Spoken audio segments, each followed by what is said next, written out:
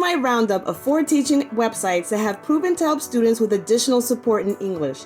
We're going to take a look at the leading options after all my in-depth testing with my classroom and finish up with my reveal of my top pick for best English teaching website for students.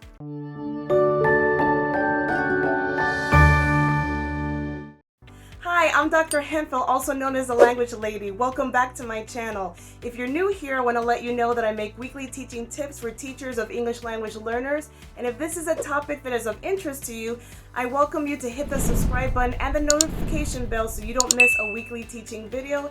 I also want to let you know that all the websites mentioned in today's video will be linked in the description below.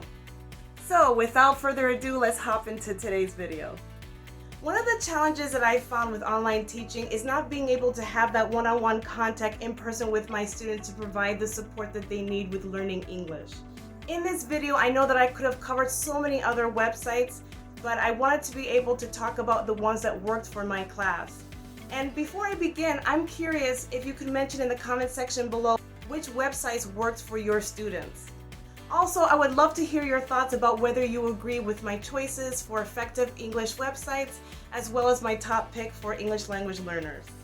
Okay, so for my shortlist in no particular order, we have Busuu, Duolingo, Lyrics Training, and BBC Learning English. Okay, so the first one I'm going to talk about is called Busuu. Busuu is an all-in-one English learning website that can also be downloaded on your phone that allows your students to interact with the English language through listening, speaking, reading, and writing. Each lesson begins with vocabulary cards that they will hear the correct pronunciation for, and then they get to repeat afterwards, and then there are exercises that they can use these vocabulary words in context where there's listening, reading, writing, and speaking involved. There's also a paid version where you're able to assign and schedule assignments and follow up with your students' progress. You can do that with the free version, but it won't be laid out for you like it would in the paid version. In the free version, you're going to be setting an account for every individual student. You want to use their school email address. If they don't have one, then you can go ahead and use a personal one. Another option is to share a link after you have signed up yourself, and that way your students can link up with you, and then you're able to continually check on their progress. The other way to check on their progress is to keep track of all your students' username and passwords so you can enter as them and check up on their work. The next English teaching site is called Duolingo, and there's also a free and a paid version for this website. In the free version, you are able to set up an account for your students. Your students, as they sign in, will type what language they speak so that the directions are in their native language to ease them into transitioning to seeing more and more in the target language as they increase in levels. The exercises have them listen to audio words and sentences, and they're asked to write what they hear in the target language and at times in their native language. There are even exercises where they'll hear something said and then they'll have to write down what they think they've heard. So it really forces them to listen to the sounds of the words as well as to write the words correctly. The overall format looks like a game, so it's easy for students to feel like they're in a competition with themselves and more inclined to want to practice. You can set how long students practice English daily. I recommend the 20 minutes intense mode daily, as it's a great complement to whatever work you've already assigned for them during that day without making them feel too overwhelmed. Next on my list is Lyrics and Training. This is an incredible website that I recently discovered to help my students, and they love this because it allows them to listen to popular music that they really enjoy. This fun website lets you test your skills by typing in missing words as the song of your choice plays section by section. You can challenge yourself from easy to hard. There are 2 modes in this platform, and that you can have your students fill in the actual word that has to be written, or you can use the choice mode, which is especially nice for beginner and as well as for newcomer students.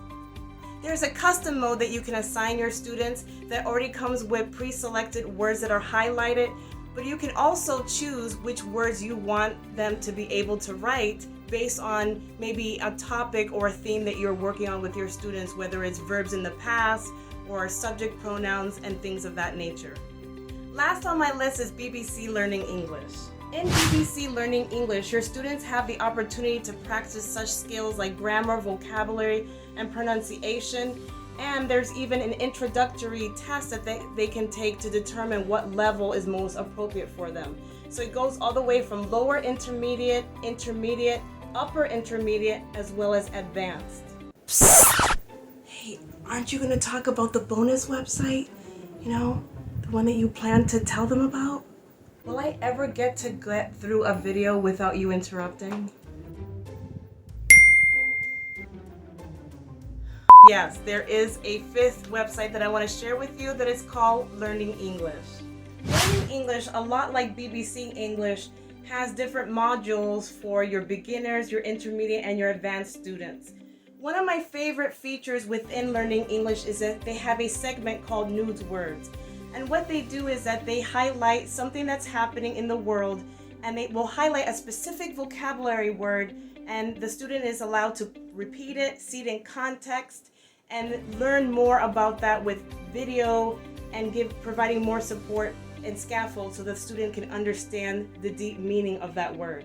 They're constantly updating the news, so it's not only allowing them to learn English, but they're also being able to apply it in practical ways in the world around them. Another feature is that any article that you select within Learning English allows you to see vocabulary words in context. So you'll watch a video or read a short article, and then at the end of the article are the highlighted vocabulary words that they are going to be learning about in that article.